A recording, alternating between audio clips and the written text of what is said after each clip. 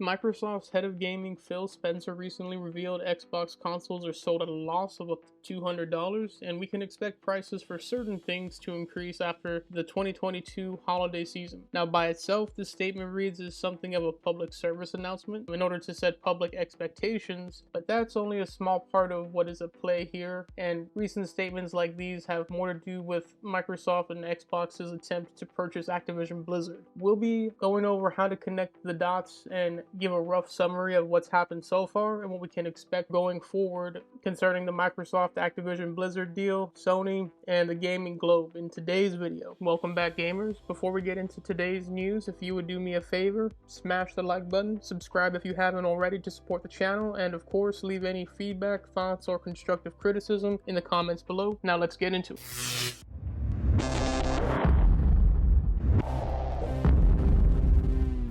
With Phil's recent comments alluding to increasing prices across the board and even reiterating the stance on keeping Call of Duty on PlayStation, this would be as good a place to start as any. If you didn't see, we'll quickly review a write-up. We're heading over to the Video Games Chronicle. We're reading an article that states Phil Spencer hints at a future Xbox console game and subscription price increases. And Phil's quoted here stating, "At some point, we'll have to raise the prices on certain things," Spencer said. He added, "We've held price on our console, we've held price on our game, and our subscription. I don't think we'll be able to do that forever. I do think at some point we'll have to raise prices on certain things," he reiterates. Without specifically defining those certain things, the only things he mentioned were the console, the subscription services, and the games, which is pretty much everything concerning Xbox anyways. And then we also have a report that came out shortly after his comments stating Xbox loses as much as $200 on every Xbox console it sells, Phil Spencer says. And this is from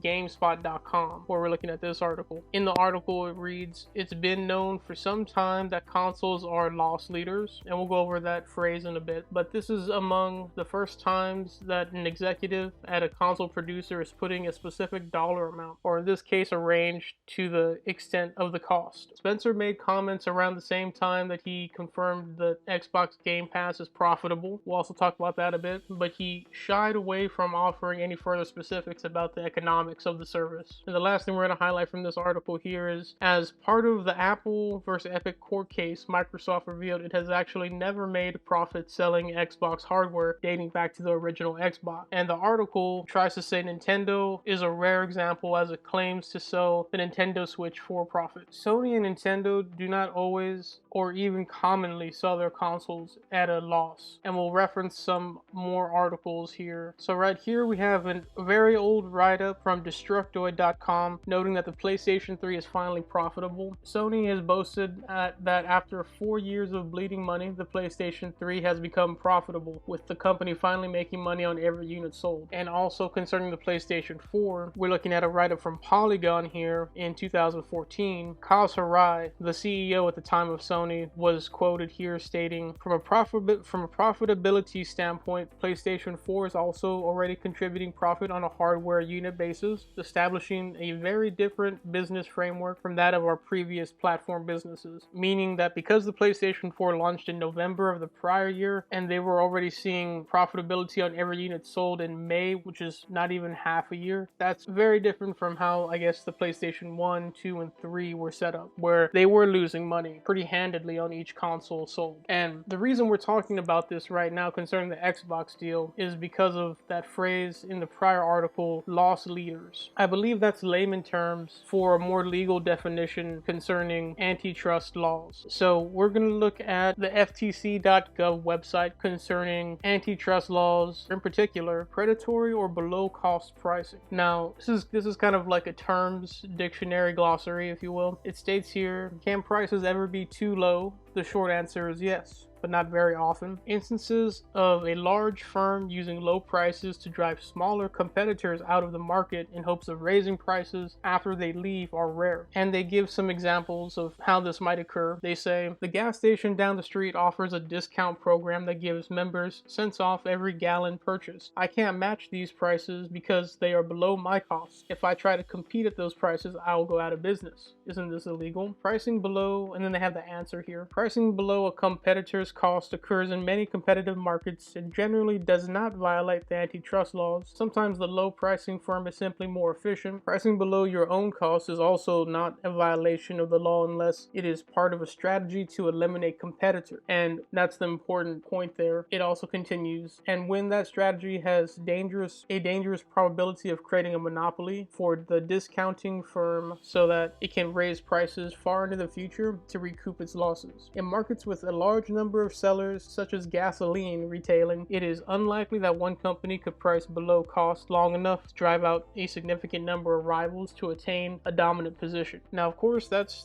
talking about gas, which is vastly different from gaming. And they also talk about monopolies. They say this only really comes into effect when we're talking about the probability of creating a monopoly. So you might say Xbox clearly isn't the only player in the game industry. So let's go to the monopolization definition within this same set of terms here concerning antitrust laws. It says monopolization, the antitrust laws prohibit conduct by a single firm that unreasonably restrains competition by creating or maintaining monopoly power. And looking at market power, courts do not require a literal monopoly before applying rules for single firm conduct. That term is used as a shorthand for a firm with significant and durable market power, that is, the long-term ability to raise prices or exclude competitors. So they do take into account competitors. It's not all about the consumer point of view. That's very important when taking into account everything we're about to talk about. And you can go to this website to look up a bunch of things concerning antitrust and how they might affect this case. But those are the main points I wanted to bring to our attention, is that monopolization doesn't necessarily mean that you'd be the only player in that market, and the predatory or below cost pricing, or the layman term loss leader, is actually illegal to do. So you might be saying, well, Phil Spencer says Xbox Game Pass is profitable now, and we're going to look at an article from the GameSpot referencing that. So this is Phil Spencer speaking at the Wall Street Journal's Tech Live event. He says Game Pass as an overall part of our content and services revenue is probably 15%, and to him, to Xbox, that is profitable. Now, even right there, that seems odd because they don't reveal any other metrics or any other figures, just that it's about 15% currently. And he actually goes on to state that he doesn't think it'll get much bigger than 15%, and it might even go down and fluctuate between 10 and 15%. Now, the reason why that's a bit dubious is because when dealing with accounting, you can group a rather broad portion of your business into different accounting verticals. And I think this is very thoroughly and clearly explained in a video by Hogue Law, which is an actual lawyer. I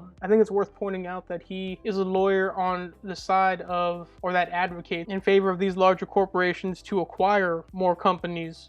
And he actually has gone on record in this video series, not just talking about the profitability of Game Pass here, number 40, but he's actually in favor of the deal and thinks it should go through. But he can at least acknowledge some of the argument points, I would say, or the discussion points about why this might be a problem. And as far as the profitability that's listed here, just to summarize, put in layman's terms what he was saying, Microsoft and Xbox is able to include the accounting to Game Pass or of Game Pass into a much broader account that includes all of Xbox's content and service revenue, which Phil Spencer even quoted mentioning, obscuring things like how much does it cost to keep Game Pass running, for instance, and how much is spent on exclusive third-party deals associated with Game Pass and advertising for Game Pass. So we don't really know how much they actually spend to make Game Pass what it is today, for instance, or how much of the Activision Blizzard deal would be accounted for or should be accounted toward Game Pass itself. And this is all legal as far as the accounting, by the way, just not transparent in the least. And when Phil says Game Pass is profitable, he is most likely referring to an internal Xbox metric of acceptable loss, rather than stating that if Game Pass was its own separate accounting vertical, it would be making money right now. And I think this ties back to even Sony raising the price of the PlayStation 5 recently, because for Sony to use the argument of predatory or below cost pricing against the Microsoft acquisition, then they would be foolish to be enacting the same practices even if it is with consoles and not a subscription service. So the raising of the PlayStation 5 price was probably in some part affected by Sony trying to build up their argument against this acquisition. Then, seemingly in response, Xbox publicly state Game Pass is profitable, but consequently they need to raise prices at some point. Stating that Game Pass was profitable was by no means a legal statement under oath, for instance, or even one where he's talking to his investors, because he's actually at just a technology convention. But he is likely telling a half-truth concerning the viability of Game Pass and its profitability. Not only has Sony stated that they could not release first-party titles like God of War or something like Starfield for the Xbox equivalent, not to mention Call of Duty, which costs probably several times more than those games, at least to keep it running on an annual basis. They couldn't release those kind of games that cost that much money to make and have them released day one on a subscription service anyway. Sony is not the only company saying this either, as Take-Two seems to share Sony's stance on the Game Pass model. And we'll refer to an article here. One article from the Video Games Chronicle talking about Jim Ryan, quoting the business model of Game Pass. It says here, speaking to GameIndustry.biz, following a PlayStation showcase, the Sony International Entertainment president claimed a subscription type model would be unsustainable for PlayStation Studios because it often sees its game budgets grow to well over 100 million. And there's a bit more to it, but essentially it's the price of making the God of Wars, most likely Starfield and Call of Duties, just wouldn't see the return on investment if they released the game day one on a subscription service. He doesn't rule out releasing it on a subscription service at some point. It's just day one, you wouldn't be able to recoup the cost if it went out on a subscription service and you didn't have any other kind of business model or revenue model for those games. And Take-Two CEO doesn't believe Game Pass would work like that either. This is from GamePressure.com, where they say the Take-Two CEO Strauss Zelnick is quoted here stating, "Our view remains unchanged. We think a subscription model can make sense for deep catalog titles, but it doesn't really make sense for frontline titles. For any business model to make sense in the entertainment business, it has to work for the creators of the entertainment as well as the consumers of the entertainment." And he's pretty much saying that they couldn't afford to do it because especially with the types of games they make, they spend and invest a lot of money, and a day one subscription service would not be able to recoup the cost for that. They would not see the return on investment. This does not mean I don't think that the deal might go through, but most law or business professionals agree Microsoft and Xbox is likely to need to agree to some type of FTC consent order or that country's respective equivalent. Now, what is an FTC consent order? We'll look at a definition from lawinsider.com, which states FTC consent order means that certain agreement containing a consent order. That's pretty black and white, not really explaining what it is. Another one here states means the consent agreement and order by and among the Federal Trade Commission. And another definition here reads, the consent order means an order entered by this court by the consent of then the other party, which in this case would be Microsoft or Xbox. So it's pretty much like it sounds with the name. FTC is the Federal Trade Commission, the commission that oversees mergers and acquisitions. And a consent order means they are basically ordering Microsoft or whoever is trying to get the deal done to consent to a decree of some type. Basically like a promise, a legal promise is how I would best phrase it. And they have an example here from what looks like a Volkswagen case concerning, I'm not really sure. You can also find Hogue Law talking a bit about a consent decree in a couple of these videos, although I don't think he has one just talking about that, so you may have to look through some of them. It's a 40 video series, so there's quite a bit to go through, but he talks about it often actually, and he also believes that Microsoft, although the deal should go through, that they will probably have to agree to some kind of consent order, not just in the United States, but probably in the UK, where a lot of the media attention is being centered right now. And some might ask though, why does Microsoft deserve this much scrutiny over their attempt to purchase? Well, I want to refer to another article just so we have a bit more concise or gathered information to work with. This isn't necessarily a legal lawyer website. This looks like it's written up by a student as listed here from Seeking Alpha, and it's not even really talking specifically about what I'm talking about, but they bring up points and data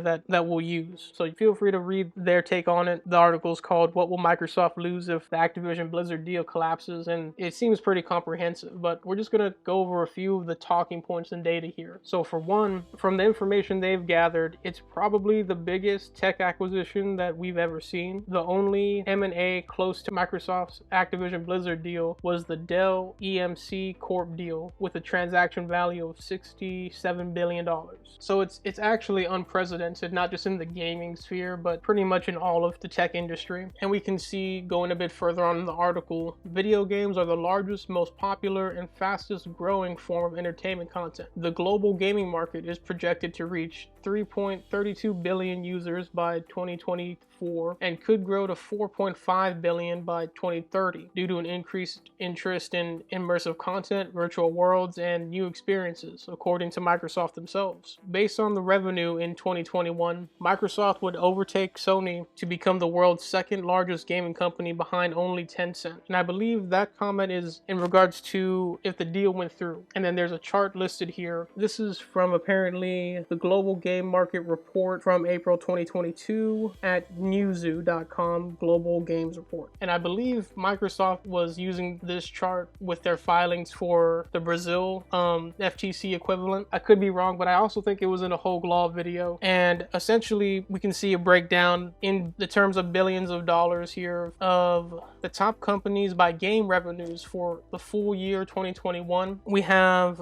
without the deal going through, Tencent at quite a high peak at number 1, Sony number 2, closely behind Apple, and then Microsoft, Google, NetEase, and then Activision actually places, it looks like sixth or fifth on the top company by game revenue list here. Just Activision Blizzard alone. So combining the two is actually enough to jump Microsoft ahead of Apple and Sony, and only behind Tencent. And the article shows Microsoft Xbox overtaking Sony in the global gaming market share with just this one purchase. If that alone is not enough to raise eyebrows at the deal, I would ask, when is it too much acquisition? For instance, if Microsoft and Xbox was to buy EA and take the next two biggest leaders in the gaming market share, Xbox's market could increase another 60 to 70% on top of the already projected 64% from the Activision Blizzard deal, putting them well above Sony at that point. And that's not including the impact it would have on Sony, meaning I'm sure Sony would lose a lot of market share if those deals go through. And that would just be technically 3 transactions for Microsoft. Now at this point, I would like to note, I do not want to prop up Sony as some kind of saving grace for the game industry. I don't think they're above Microsoft or Nintendo or any other corporation for that matter. And I would go as far as to say that at this point, if Sony could buy up such large studios and publishers the same way Microsoft is, they would. But Sony as a company simply doesn't have the money to do so, where Microsoft is probably the world's biggest tech company and could realistically buy all the big video game publishers if they were allowed to. And to those who think that that is just not something they would do, I would point out that many people thought the same way about the Activision Blizzard deal until it happened.